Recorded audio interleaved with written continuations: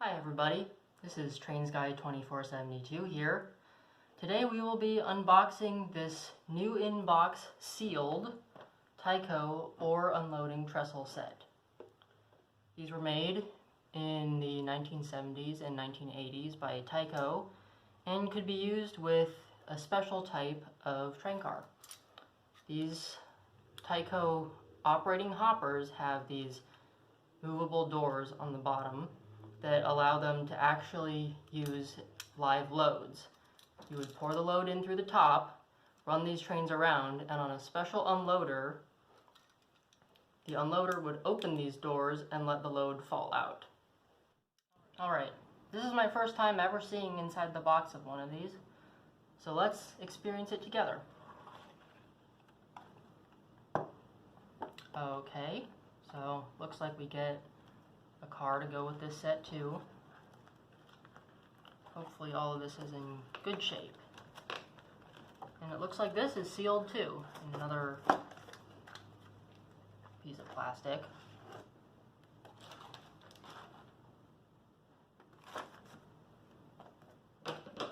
Okay, so I've gotten the contents of the box out.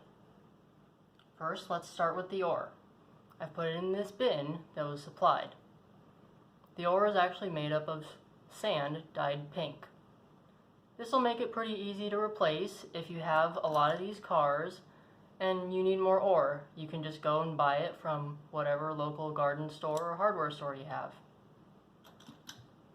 There was actually so much sand that it overflowed this bin when I initially poured it in, so I've set some of it aside.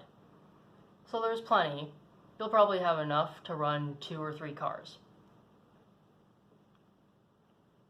Now we have 3 pieces of track. These plug into these trestle pieces on the side. As shown in the picture, the whole thing is suspended in the air so that the car will rest on top of that bin and will be able to dump its load into it. Now we have the base plate. This rail with this special unloader piece goes on top of it. The unloader piece is made up of these 2 inner plastic rails, angled so that they'll open the doors on the bottom of the car. They're slightly higher than running rail level, so be careful when you try to run other cars not meant for this unloader or locomotives across it. You also get a little bump stop for the end of your spur track.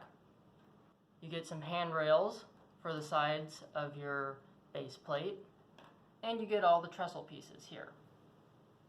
Okay, so I've assembled the whole trestle off camera because it took quite a while. As you can see, the legs on this unloader part don't sit quite right. I'll probably need to trim out the holes a little bit with my hobby knife to get them to sit at 90 degrees. I left off part of the trestle because it won't fit in the camera range. And this bump stop doesn't clamp on very well, so I've left it off also. Okay, let's see how this thing works. I've already poured some of the load into the car, and now we're going to run it over the unloading piece. Watch carefully.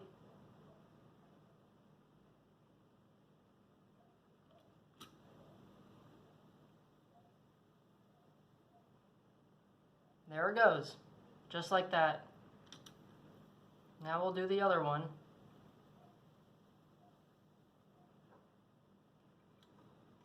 And now we have an empty car and a bin full of ore. Do mind when you're using this that you might have to apply a little bit of pressure to the car. When it runs over this unloading piece, it sometimes wants to lift up and derail. But if you just apply a little bit of pressure, it'll stay on the track. Oh, and one last thing. This car, if you've noticed, has horn hook couplers. They're original, and they were used in the 1970s and 80s. They're obsolete now and have been replaced with KD couplers, like this one. If you want to know how I modified this car and other Tyco cars to fit KD couplers, check out the link below in the video description. I've made a tutorial on that. Well, that's all to this unboxing video.